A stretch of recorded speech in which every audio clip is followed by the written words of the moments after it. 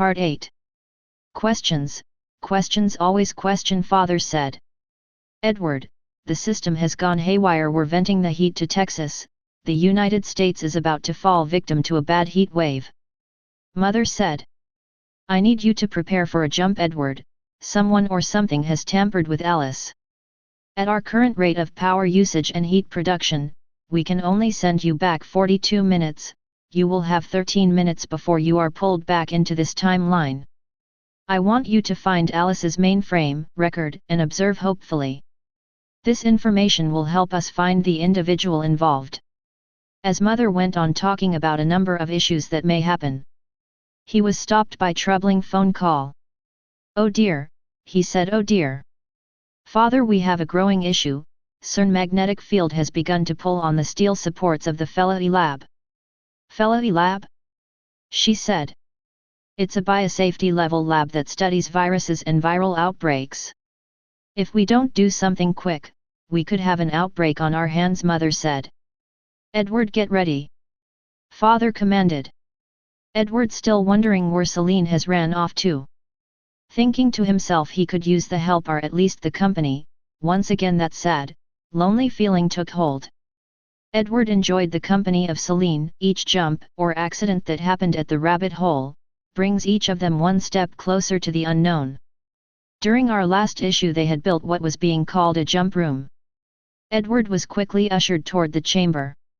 Once again, almost word for word, commenced the collision sequence. Father barked the order into the microphone near her control console. Collision in 4, 3, 2, the methodical voice, almost robotic, announced over the intercom. An ethereal blinding light consumed the chamber, the temperature dropped back down to 20 degrees, like something evil or ghostly running through you. And then Edward was gone. Father. I hope this goes well, Mother repeated softly. Each jump brings Edward closer to madness.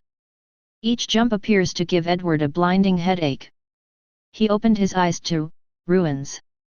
Ruins everywhere. CERN had become a mangled metal monster that appeared to have been raised from hell. Smoke and screams filled the air. Terror had struck the Swiss. Edward saying to himself, this can't be right, I must have gone forward in time or fused with another Edward or another dimension. As sirens filled the air, and people ran by him, he grabbed an old Himalayan man by the arm. Sir, what's wrong? The man went on to say, I work in the cafeteria at CERN. About 30 minutes ago, CERN began to move and take shape, as if there was an earthquake. The sounds of bending metal were horrific. What caused it? Edward asked.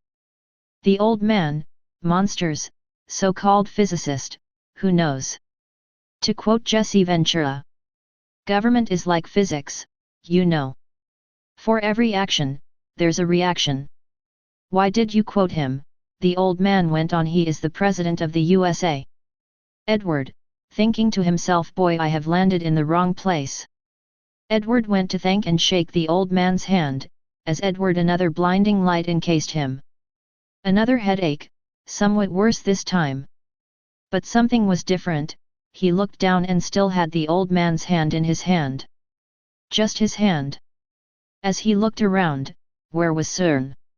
Only a city of no architecture known to man or to human imagination, with vast aggregations of night black masonry embodying monstrous perversions of geometrical laws.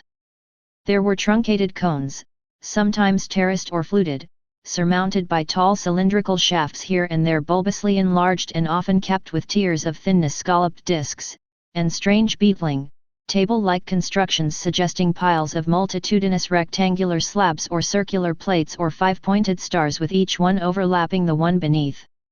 There were composite cones and pyramids either alone or surmounting cylinders or cubes or flatter truncated cones and pyramids, and occasional needle-like spires in curious clusters of 5.